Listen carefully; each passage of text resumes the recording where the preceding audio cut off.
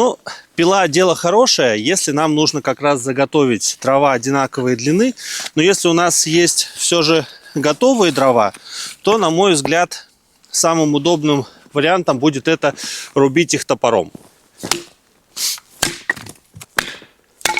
А для заготовки щепок я бы использовал, в принципе, просто походный нож. Мы берем и просто стучим по нему. Тем самым мы можем настрогать достаточное количество щепок, тоже довольно быстро и при этом нужного размера. Топором, к примеру, попасть довольно сложно, чтобы нарубить именно маленькие щепки для растопки.